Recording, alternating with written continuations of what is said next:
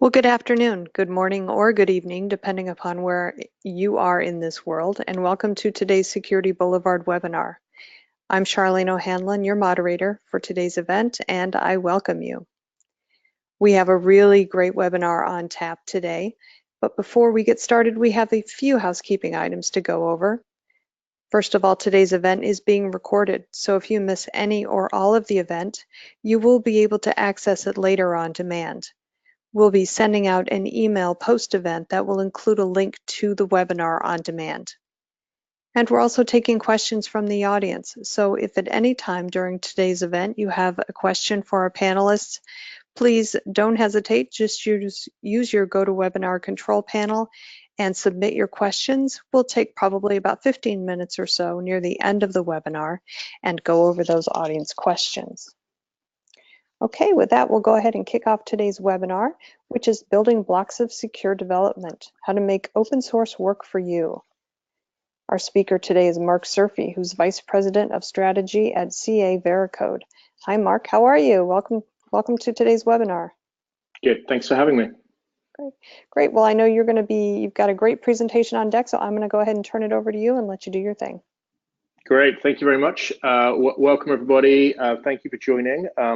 Apologies if I'm sound a little bit crazy today. I've been ill after a long spout of traveling, so if I'm coughing or I pause at any point, my apologies up front. What we're going to do today is sort of walk through a general deck around how to use open source safely, and some of the sort of principles of building secure code. Please, at any point, pop up, ask questions, make it interactive. More than happy to stop, talk and answer questions. We've reserved a block of 15 minutes towards the end, in which we'll go through specific questions at that point. So the first thing to kind of say is I think that it's generally now widely accepted that securing software is tough. We've all opened the press, seen the things like Equifax, and it seems like every day there's another sort of major hack. I guess last week was, or the last couple of weeks we've seen Facebook. And for the last decade or so, we've been on a bit of a march to say that the people who are going to have the biggest impact on this is going to be developers. These are the people that actually build the software in the first place, and so they are the people that are best placed to A, make sure it's secure, B, when we find problems, go back and fix those issues. But we're in a bit of a conundrum, because the reality is, and particularly with DevOps today, is that we're trying to move as fast as is possible. And that speed that we move at often is in conflict with slowing down and thinking about security. And to be honest, and it's kind of an elephant in the room, is that security is hard, and sometimes security does get in the way. We're all working towards figuring out ways to have frictionless security, but in some ways that's an oxymoron. You can't provide a set of controls without some degree of friction. So the kind of goal is, how do we provide the least amount of friction in the process? But the reality is that most developers don't think about security during the development process. They are dealing with things like building features, creating maintainable code, and shipping on time. And the result of that is, kind of like the image, which hopefully is somewhat amusing, is that we've been living in a world where we often refer to it in the security industry as patch and pray, where we release something, a vulnerability gets put out, we patch it and we pray that it wasn't exploited in between the time it was patched. And of course, the inevitability happens, and we've seen this with Facebook, we've seen it with things like Equifax being the sort of, probably the best case study of this recently, is that between the time when a vulnerability is discovered, whether that's made public or discovered on the dark web or the underground or whatever the forum may be, and the time when people get to patch it, there is a window of exploitation that happens. And there are organized crime syndicates, there are hacking gangs that are actively exploiting these things. And so that's where the prey piece comes in. And that's the reality of what has, to a large extent, become the norm. But there is no reason why that should be the case. There are modern tooling that's emerging, software composition analysis that we'll talk about, that enables us to operate at the speed of DevOps and work in a way that we can use, particularly open source, in a way that's safe, so that we don't have to be reactive. And as a result, customers don't have to be reactive, and we don't have to lose their trust. And it's certainly not rocket science. There are, of course, complexities. It's one of these things. It's very easy to say this is how we're going to do it. But there is an alternative, and hopefully what we're going to explore in this presentation is what that alternative is and how you can do it.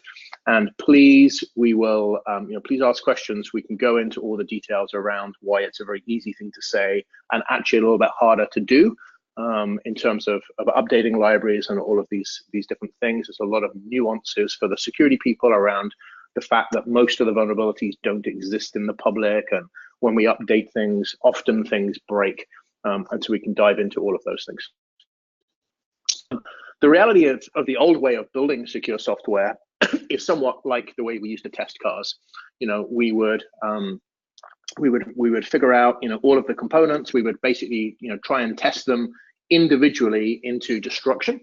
And then sometimes we would go and then assemble the entire car and drive it into a wall and watch the crash test dummy and see if it hits its head. And if not, whatever the standards are, we allow it to go into production, which is an extremely expensive way of working, and of course doesn't work in the way that we build software today. The way we're building software today is this continuous delivery pipeline where we are making small batch changes, retesting those changes and shipping them back out into production.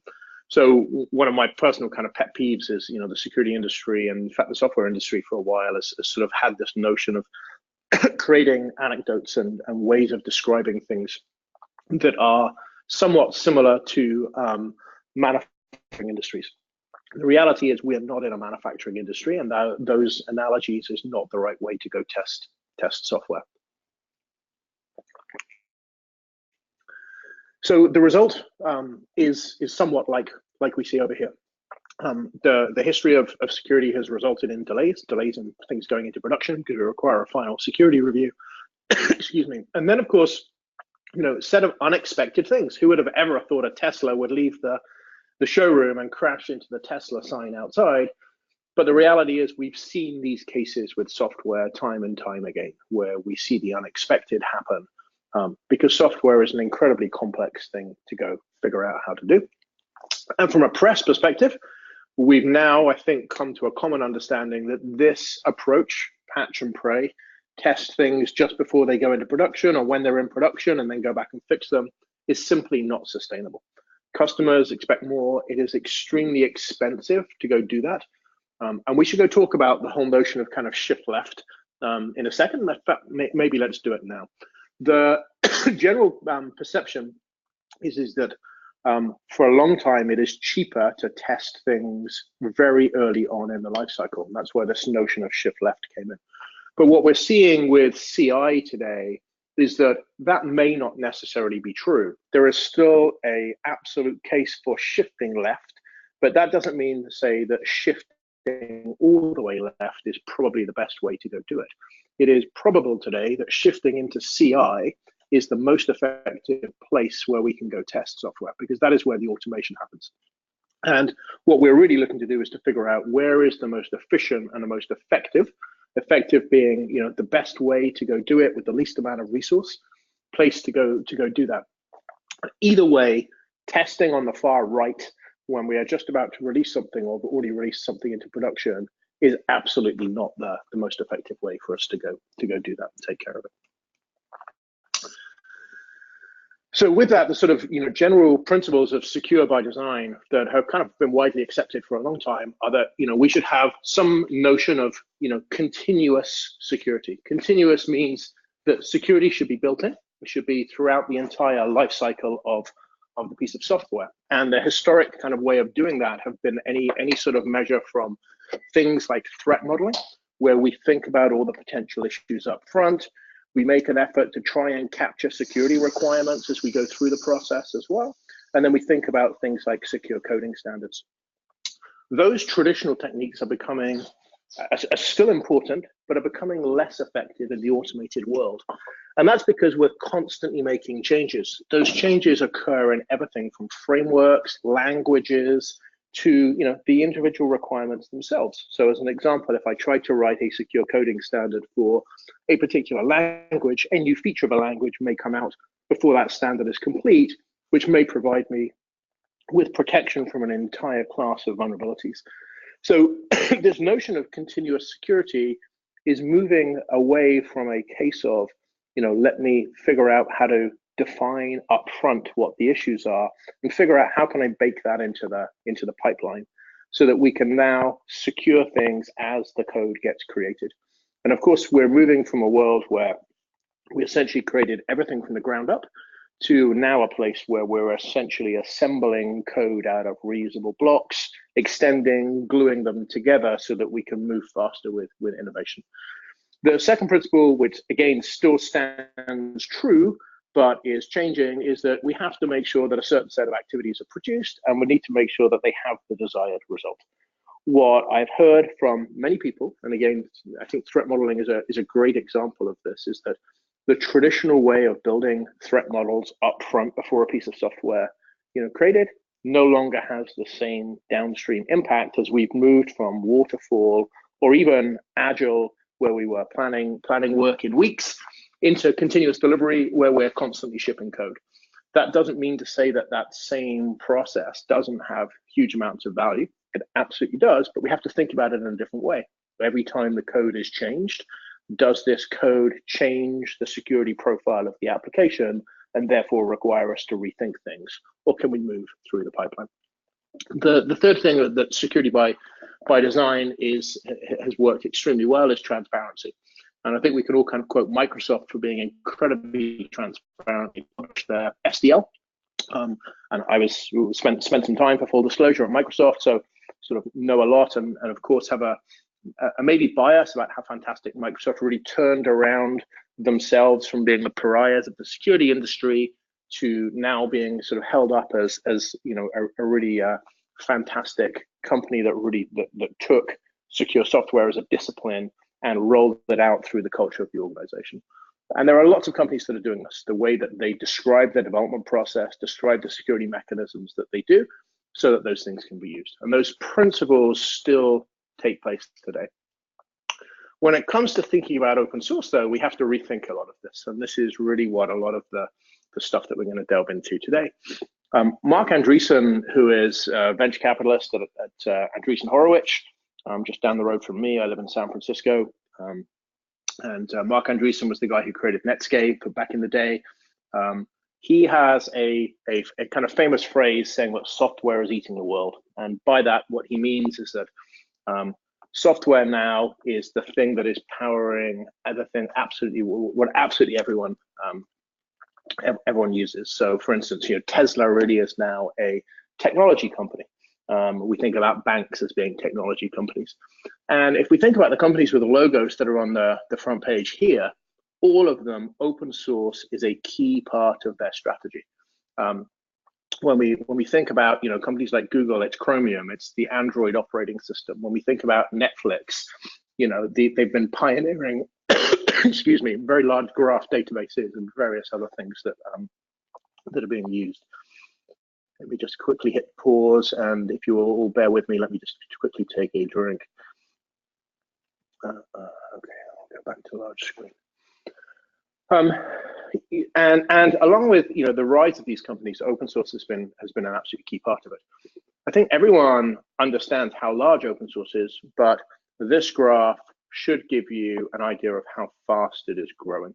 So the graph is actually taken from a great website called Module Counts. If you ever find, make sure that we are still showing the screen. I think we're not. We are. Great. So the website is Module Counts, which is a website that tracks the growth of open source libraries and their distribution. And what Module Counts here shows is, if you look at the lines, the yellow line is one that is particularly interesting. Java was extremely popular language for a long, long time, and was really sort of one of the pioneers of sharing libraries, jar files, through a centralized system called Maven Central and Maven, the build system. But if you look at the light blue line, NPM, which stands for Node Package Manager, which is a way of distributing server-side JavaScript, not necessarily just server-side JavaScript now. It's being used to distribute CLI applications and all sorts of other things as well. You will see that the curve of that line is almost like hockey stick growth. And we already have way more packages than we had from Java. And we expect that same thing to continue. If we look at languages like Go, we see the same kind of growth that's happened in that as well. Hopefully what you can see now on the next screen,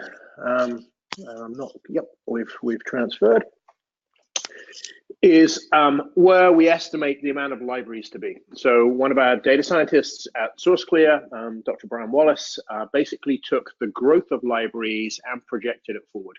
And absolutely, we could argue this is linear math, and there's all sorts of probably academic arguments why this is not technically correct, but it's absolutely directionally correct. What we've seen happening over the last couple of years is that languages are releasing libraries more and more frequently. So 2 years ago, the average Java library would release 4 times a year. Now they're releasing 6 times a year. And we get the compound effect of that's happening over time. What's also happening is that large libraries are being split into smaller libraries. So we're seeing one library split into 10 libraries. And when you add the cumulative effect, you take one library that's made into 10 libraries that used to be released 4 times a year, that's now being released 6 times a year. We go from one library to being essentially 60 releases a year. And you see the effect of how that's going to happen. And that makes a big challenge for software developers. Which library do you use? Which version do you use? What's its quality? How do I go and choose those things? And the reality of the open source ecosystem is that there isn't the same notion upstream like we have with mobile applications that check these things so that you have a clean source to go pull from. You are essentially pulling the code and trusting it, and we'll get to talk about what that means in a minute. And the reality of the world that we live in today is that before DevOps, so this is sort of, and I've just noticed a typo on the screen, so I probably shouldn't have more attention to that, but before DevOps, we were living in a world where around about 10% of the code was open source. I'm just making sure that my screen is automatically moving forward. We should be good. Okay, so around 10% of the code was open source, and so this was sort of 5 years or so ago. And the real question that as an AppSec person you asked is, are you introducing vulnerabilities into the code that you wrote? And the way that we typically did that was those techniques that we mentioned earlier. Am I introducing new vulnerabilities into the code I'm creating? How do I educate my developers? How do we do threat models? How do we run code analysis over that code that I'm creating? And that made perfect sense when we lived in that world and that environment. But today, the way we build software is different, and it's like a cocktail. The first thing we do is we decide, what open source framework that we want to go use. So maybe if we're building a, modern web application, we may choose Angular on the front end, Node on the back end, and we may, choose to use MongoDB on the back side of it, and that becomes our stack that we start building on. We then start building our custom code. We start writing our views and figure out what's going to be. We decide, hey, we want to connect this thing to Google, and all of a sudden we wind up using another library to go do it. We want to add payments, we add Stripe into there. And before we know it, the amount of custom code that was written is a relatively small part of the finished application. We have a lot of statistics at SourceClear of what that is. So we know, for instance, that a very large networking manufacturing company here in the Bay Area, around 3/4 of their entire code now is not created by them. And so types of scenarios here are things like if someone builds a web-based interface onto a router, they may use Apache struts, the same thing that caused the problems with Equifax. They may choose other frameworks to go use. And so we wind up with a case where the vast majority of the code now is not created by those people, and therefore those techniques, thinking about threat modeling of your own code, thinking about educating your own developers, running those code analysis tools are still important, but we have now a mass amount of code essentially being ushered in the back door of the applications. And we have some, many startups that I can tell you that, it's 90+% of the code. We have one that about 98% of the code is not created by them. And there are companies out there and development teams that are taking the stance that the more code that is not created by them, the better it is, because the faster they can move through their organization. What you now see up on the screen is that this is the world after DevOps, not after DOps. So I copied the same slide, so my apologies for the typo. That's how what happens when we do cut and paste, and we can talk about that as vulnerabilities when we get further down. But the reality of the world we live in today is that in this world after DevOps, a small portion of the code is custom code, and a very large portion is open source code. And in this world, we have to ask 4 different questions. The first question is, what open source are we actually using? Because we need to know what we're using to then understand and being ask any of the other questions about it. And it turns out it's an easy question to ask. Although it's amazing that when I talk to a lot of CTOs or heads of engineering, the first thing you say is, how much open source do you use? And they'll say, oh, not very much. But actually, then when you get down to it, you realize they're exactly the same as everyone else. Someone may not necessarily understand the nuance that they may include one package, but then that package may include loads of other things. And we can get to talk about that in terms of the whole dependency complexity in a second. Once you understand what you have, we can talk about what you have in a second when we talk about ways to go solve this problem. The second question you have to ask is, where did it come from? Is it, and the real nuance there is, should I trust it? Just because something says it's a logging library on the internet doesn't mean that it's a logging library on the internet. What we are living in a world with open source where, for the most part, it's kind of like the early days of the internet with browsers. We would, go to a website and we wouldn't have an SSL certificate. So I didn't actually know that I was talking to google.com. I may have been talking to someone that looked like google.com. And so it's very important that we know, what did that code come from and should I trust it? And this is where the nuance and the very complex questions comes in. Just because something came from the Apache Foundation, should I trust it?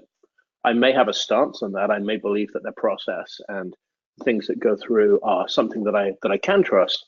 Equally, I may say that that is not something that I can trust because I don't know what their transparency of their security process. Do they check all of the developers that commit code into Apache for background checks? Have anyone, got a history of writing vulnerabilities? I simply don't know.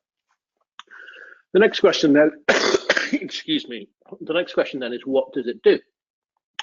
And so that question is, again, just because this thing says it's a logging library, how do I know it's a logging library? And usually the only way for me to know that it's a logging library is for me to inspect the code. If I then go and inspect the code, of course, I lose all of the advantages of open source in the fact that I'm using someone else's code.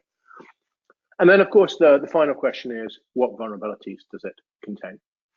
And here in those last 2 questions is where we're seeing the attack surface change, and we're seeing the bad guys now start to exploit open source. So what we've seen over the space of the last couple of years is a few cases start to creep into the ecosystem where people have either planted malware into the open source upstream with a view that that is now being pulled in downstream. I'm just going to change over my speaker system because I think my AirPods are good. Okay. And hopefully we can see my screen again. Just to check here. I just want to check to make sure we're able to see my screen. Yes, great. So apologies for that delay. And so we have seen these cases where people particularly have put malware into the NPM ecosystem, but it's certainly no fault of NPM. It's actually happened in all of the other ecosystems as well. In fact, in Python, the Polish cert found a case where people were specifically targeting big data systems and very, very targeted. We've seen the same case in Java ecosystems and other things, although they've been less widely reported. So the reality is we have to answer those 4 questions if we want to continue to use open source in a way that's safe. So my screen is not forwarding automatically. Let me just go up. So the reality, if we take a step back and think about what has actually happened, is that we have seen the control over what is in your code shift from you to other things such as developer tools, open source code, and third parties. And that is because we are now using the vast amount of these things that come from other folks. I'm sorry, my screen is not automatically forwarding, so let me just try and see here why not.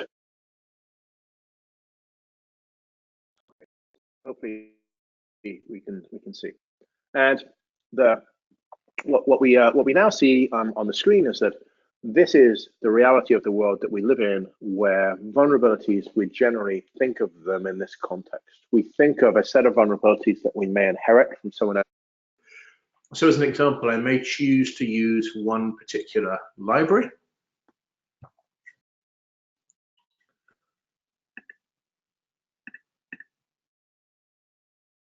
Please bear with me. Let me just change my speakers over here one second.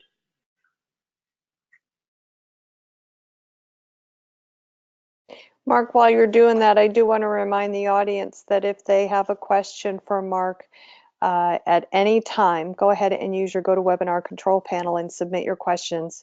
As we said earlier, we'll take probably around 15 minutes around near the end of the presentation to go through those questions. But you don't have to wait. You can do it at any time. Great, thank you, and apologies for that. So if you think about these types of vulnerabilities, inherited vulnerabilities, they may choose to use one library. That library may choose itself to use other libraries, which themselves may be vulnerable. So even if we get to a point where the distribution systems tell us that that particular library is vulnerable, things that other things use may wind up inheriting those problems. The next thing, which is very important, is we have this notion of disclosed and undisclosed vulnerabilities. At SourceClear, we refer to them as half days because they're not really 0-day vulnerabilities that no one knows about, but they're not ones that are very well publicized. So historically, vulnerabilities have been published into a thing called the National Vulnerability Database, and they were published in a format called CVE, Common Vulnerabilities and Exposures. That system was really created in a world where we had Microsoft and other small amount of vendors that had a relatively small amount of products and where we could coordinate disclosure. And that system worked extremely effectively in that world. But today we're dealing with millions of developers. And so we essentially moved to a world where we now have millions of vendors producing software. And the majority of those developers have also embraced DevOps, which means they're moving at 1,000,000 miles an hour. And so they don't go through that process of reporting that vulnerability back to what is essentially a government-run database. And so we know this at SourceClear, and we've done a lot of studies and talked a lot about this, but the reality is the vast majority of vulnerabilities do not appear now in that National Vulnerability Database. And despite great efforts and a set of great people there, we now have to rethink how disclosure works in the open source world, and this is one of the great problems that we've got to figure out how to tackle. What we also know in the new world is that people copy and paste code. So we wind up with similar vulnerabilities that are essentially copy and paste and put across. We did a study, Vanessa Henderson on our team looked at Ruby gems and discovered that the same copy and paste code that was vulnerable, that itself had been copied and pasted from Stack Exchange, was found in, I think it was something like 250 other Ruby gems. And so the same problems get reintroduced, copied and pasted across the world. And so this is the tough world that we're living in. The reality, though, is, and here's kind of where the good news is that we now have a discipline that's emerged and is emerged and tracked by the analysts, which means it's official. Gartner and other people refer to this as software composition analysis, which basically means that what we can do is analyze and understand the open source and its quality that sits inside of the build process. And the way that works effectively is in 4 simple steps. The first step is that the developer carries on building in exactly the same way that he or she is used to, and then they go and build the project. And at the time that the project gets built, you're able to scan. And then depending on whether you scan and decide what your policy is, whether that open source meets your criteria, you can then decide to go ship. And so essentially what you're doing is placing a control piece inside of the control plane, inside of the pipeline that you are building. It is extremely important when we think about where to go do the scanning of how effective that is. And when you think about it, there are multiple places that we could potentially go do this. The first is that far left-hand side when the developer is writing his code. The second one then is maybe when the code gets checked into source code. The third one then is when the build happens. The reality of the way open source gets done with package managers is that only at the time when you run the build do you actually know what open source you are using. And the reason for that is that what we have this notion of, transitive dependencies. So I may decide that I'm going to include 20 open source libraries in my project in a JavaScript world. If I go run the build, it is likely that I will have many hundred. In fact, we always use a sample code from the code that was used in vote.gov, one of the US voting systems that was registering or tell you where to go to register votes. It used 19 libraries, and when you actually built it, it uses just over 600. And so the only time when you actually know what open source you are using is when you run the build. It is absolutely true there are nuances of libraries that create things like lock files. So in the Node world, there's a JSON lock file, and Ruby a gem lock file. But they are often different from what happens when you run the build. They are designed to share a specific set of libraries. And what we often see happens inside of CI systems is that library sharing is thrown away because what you want essentially is the master gold copy of things as you run through CI. So the only time when you can actually know is when you run the build. You have to hook the build, understand exactly what the dependency graph is. The second nuance to this, and the second thing of why this is important, particularly in a DevOps world, is the vast majority of time when you use vulnerable libraries, you are not vulnerable. And what I mean by that is that over 95%, typically, it's 90 to 95%, depending on the language, depending on exactly the type of software that's being built, but that's a pretty good directional area, is that you do not call the vulnerable part of the vulnerable code. So that means, imagine that there are 100 entry points into a library, and only one of those may be vulnerable. And the majority of your code doesn't use that. In fact, all of your code may not use the vulnerable entry point. Therefore, you don't have a vulnerability. All you have is that you are using a vulnerable library, but that doesn't make you vulnerable. And that means that you shouldn't shut down your pipeline. And what we found of working with a lot of large customers, both incredibly sophisticated and some companies that are aspirationally moving into DevOps, is there is nothing worse than shutting down your pipeline for developers only to realize that you are using a vulnerable library versus you actually have a vulnerability. And this is extremely, extremely important topic. So, to sort of sum up, we have got to the point where we actually fundamentally believe in open source. It's clear, majority of our product was built on it. I've been around in open source for sort of almost 20 years now, and I think it is absolutely amazing, and it is transformational to the world. The message should absolutely be: do not stop using SourceSphere, do not stop using open source in any sense. But we do need to think the answer to these 4 questions in order for us to continue to use it safely. First question you have to ask yourself is, what open source are you using? The second one is, where did it come from and should I trust it? The third one is, what does it actually do? And the fourth one is, what vulnerabilities are present? And if we ask ourselves those 4 questions, we're able to use open source safely at the speed of DevOps. So with that, I will take a pause. I'm going to, again, apologies if I'm coughing and spluttering. I've been ill all week and was not able to hit the mute button as fast as I wanted during that. So my sincere apologies for that. But maybe we can pause and hand back to Charlene, and we can go through any questions that we may have. Yeah, great. So we've gotten a few questions in so far. But if you do have a question for Mark, go ahead and use your GoToWebinar control panel and submit your questions. The first one is, let's see, what tools can be used to identify what code has been taken from open source repos or online from Stack Overflow, etc.? Sure. So, there's a set of computer science techniques called code similarity that allows you to go do that. What I would say is that, just because something was taken from the public domain, it doesn't mean to say that, it has problems. There are certainly things that it may have. So you may be using code, for instance, that has a license which is incompatible with your code. You may be taking something like those vulnerabilities that, a lot of answers on Stack Exchange are unfortunately not the correct answer from a security perspective. So, there are some computer science techniques that allow you to do that. Code similarity, being one of those. Okay, great. Actually, our next question has a lot to do with open source licenses. So, what about open source licenses, excuse me, that could pose a financial risk to the business? Can you give us your views on that?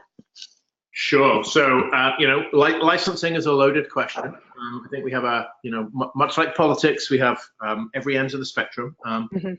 And, we have licenses that are generally referred to as copyleft licenses, meaning that if you use that code, you have to inherit all of the conditions from that code, from that license. And in many cases, that means you also then have to give away your source code for free, make it publicly available, etc. And the most common case of that, of course, is a license called the GPL, the GNU public license.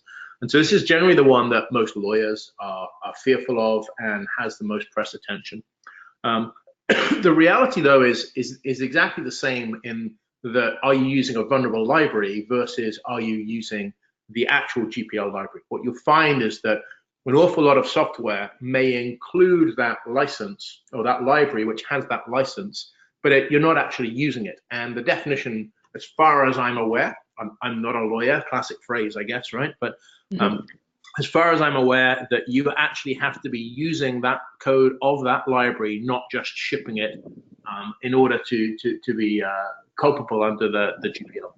And the vast majority of times, much like the case with vulnerable libraries versus using the vulnerable methods of the vulnerable libraries, you do not use that license. The source clear technology that we sell, the source clear was acquired by Veracode about 6 months ago. So if you're a Veracode customer, you get to use that if you've licensed that technology. We also pull through all of the licenses and show you that as well. But yes, real problem. Have to take care. But not as scary as I think has been put out there by there's been a lot of fear, uncertainty, and doubt around licensing and licensing validation. And same with the difference between vulnerable libraries versus actually being vulnerable.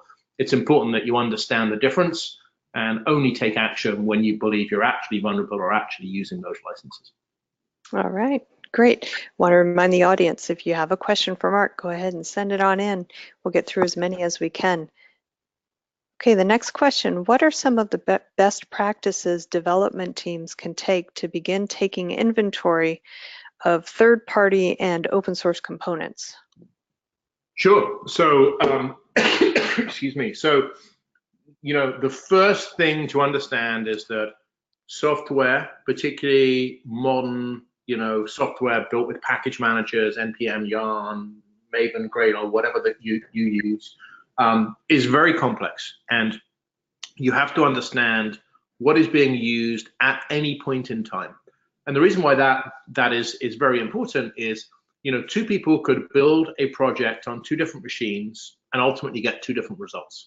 And the reason for that is that these package managers make very complex optimizations. So if we take Maven as an example, I may have a library which is a particular version which meets the constraints that I specify, but it may be vulnerable. And I may, on another machine, on the build node, may not ever allow myself to pull from that local cache to prevent me from going and getting the new library.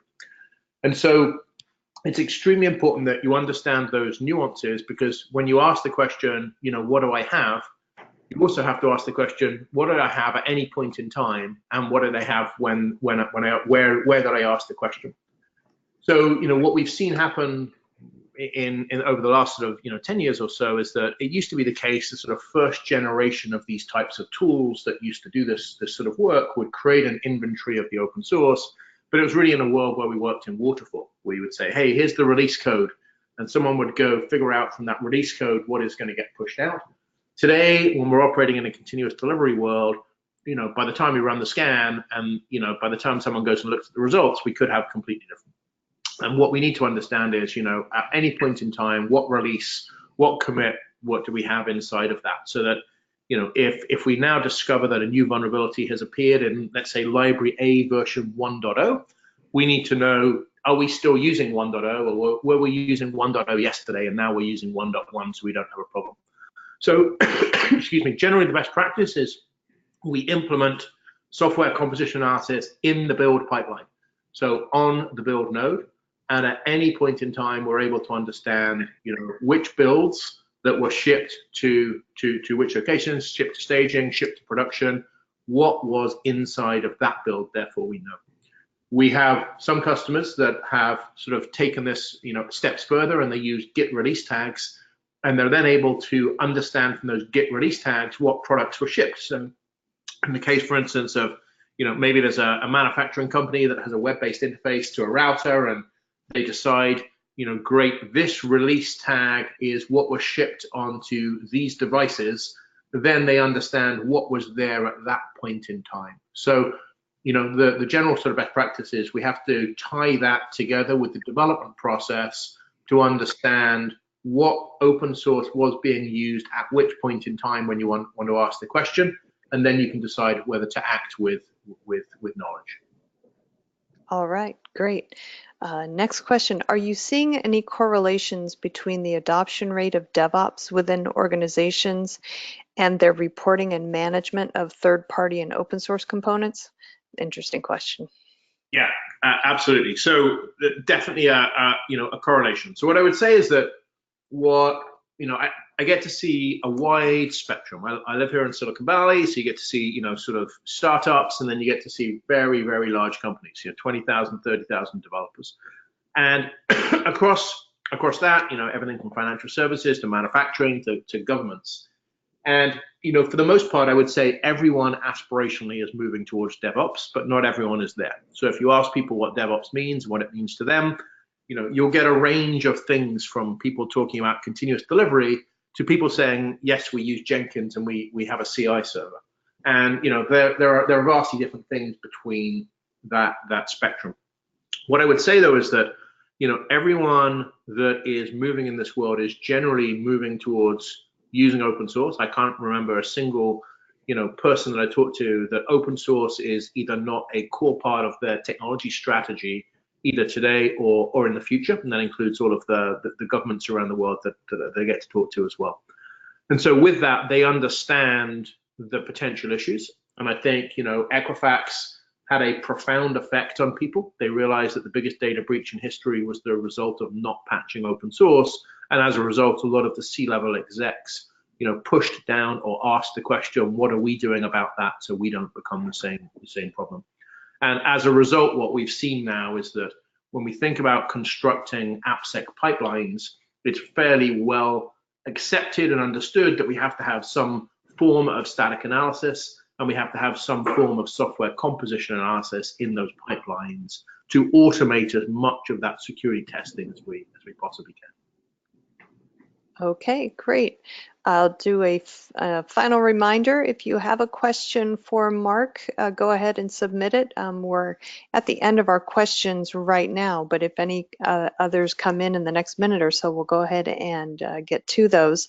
While we are waiting, I do want to remind the audience that today's event is being recorded. So if at any time you miss any part of the webinar, you will be able to access it on demand.